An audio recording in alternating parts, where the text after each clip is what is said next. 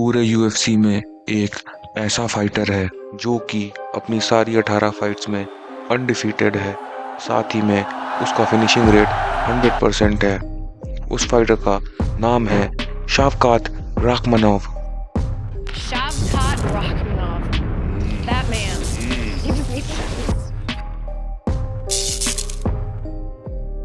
शावकात की सबसे recent fight हुई थी स्टीफन वंडरबॉय थॉमसन से। वंडरबॉय खुद भी एक बहुत ही एलाइट स्ट्राइकर रहे हैं यूएफसी के हमेशा से, और उनका फाइटिंग स्टाइल कराटे है। उनकी फाइट से पहले काफ़ी लोग बोल रहे थे कि वंडरबॉय एक बहुत ही अच्छा चैलेंज होंगे शावकात के लिए, पर शावकात ने उन्हें सेकंड राउंड में इजीली सबमिट करके बता दिया कि वो यहाँ पर सिर्फ और सिर्फ चैंपियन बनने आए हैं। ये वीडियो रहने वाला है कि क्या शावकात वेल्टरवेट चैंप बन पाएंगे 2024 में, और क्या उन्हें बनाता है दूसरे वेल्टरवेट फाइटर से बिल्कुल अलग। इस बारे में ये पूरी वीडियो रहने वाली है। तो 3 रीजंस जिसकी वजह से शावकात बनेंगे 2024 में वेल्टरवेट चैंप। सबसे पहला रीजन जो है वो है उनकी रेसलिंग। हिस्टोरिकली यूएफसी को रेसलिंग ने पूरी तरीके से डोमिनेट किया है। इवन ब्राजीलियन फाइटर्स जो कि जिu-जित्सु में बहुत ही ज़्यादा अच्छे होते हैं, उन्होंने हिस्टोरिकली यूएफसी को डोमिनेट किया है due to their grappling abilities, and Shavkat is nothing less than that. तो उनकी रेसलिंग बहुत ज़्यादा काम आने वाली वेल्टरवेट डिवीजन में, क्योंकि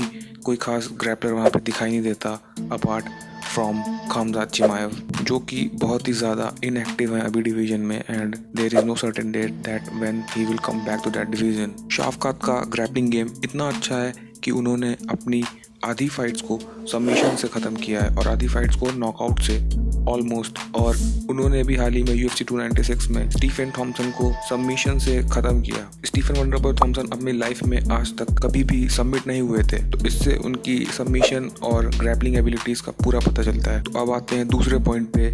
जो दूसरा पॉइंट होगा वो होगी उनकी स्ट्राइकिंग एबिलिटी। हाँ, कई सारे लोग यूएफसी में रेसलिंग में बहुत अच्छे हैं, ठीक है, खबीब भी बहुत ज़्यादा अच्छा था और उसने पूरा डोमिनेट किया अपने लाइटवेट डिवीजन को जब तक वो वहाँ पे था, पर उसकी स्ट्राइकिंग बहुत ही मीडियोकर लेवल पे थी और इवन बिगिनर में तो बहुत ही ज़्यादा बेकार कही जा सकती है। पर शावकात के साथ ऐसा नहीं है, वो बहुत ही अच्छा स्ट्राइकर है। साथ ही में वो इक्वली गुड है लेग किक्स पर, जो कि एक रेयर फीट है फॉर अ रेसलर, बिकॉज वो आपको ज़्यादा किक्स वगैरह मारते हुए नहीं दिखेंगे किसी भी ऑर्गेनाइजेशन में, पर शावकात स्पिनिंग हेड किक से नॉकआउट तक करता है। तो ये उनका सबसे बड़ा एडवांटेज हो सकता है ओवर द अदर रेसलर्स, और वो आसानी से चौंका सकते हैं किसी भी फाइटर को। जो तीसरा फैक्टर होगा वो होगा उनकी एज। इस समय उनकी एज 29 ईयर्स है, और 29 ईयर्स का मतलब है कि वो जल्दी अपने प्राइम में एंटर करने वाले हैं। जनरली 32 से 33 ईयर्स तक आपको प्राइम एज माना जाता है, जिसमें इस्लाम मखाशिफ अभी चल रहे हैं। तो अभी पूरे चांसेस हैं कि वो ये बेल्ट अपने हाथ में लेंगे, और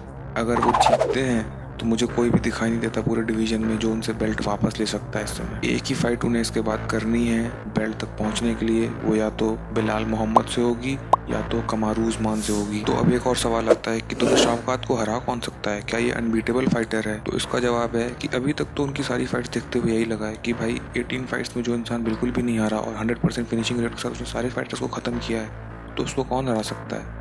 पर और स्पेशली व्हेन कोबी जैसे फाइटर्स या कमारू उस्मान जो बिल्कुल भी अब वॉश्ड दिख रहे हैं, वो किसी हाल में शावकात को नहीं रोक सकते। तो एक ही फाइटर से दिमाग में आता है, वो है खामजात चिमाएव। हाँ, सिर्फ वही हरा सकता है भाई उसको। खामजात के पास वो एक्सप्लोसिवनेस है जो वो फर्स्ट या सेकंड राउंड में पुट करते हैं, और उनके पास रेसलिंग बैकग्राउंड है जो कि उन्हें थ्रेट पोज कर सकता है, एंड अपार्ट फ्रॉम दैट उनके स्ट्राइकिंग एबिलिटीज़ भी बहुत अच्छी हैं। पर खामजात बहुत ही ज़्यादा शेडी बिहेवियर दिखा रहे हैं यार सारे डिवीज़न में, क्योंकि ना ही वो मिडल वेट में एक्टिव हैं ना ही वो वेल्टर वेट में एक्टिव हैं।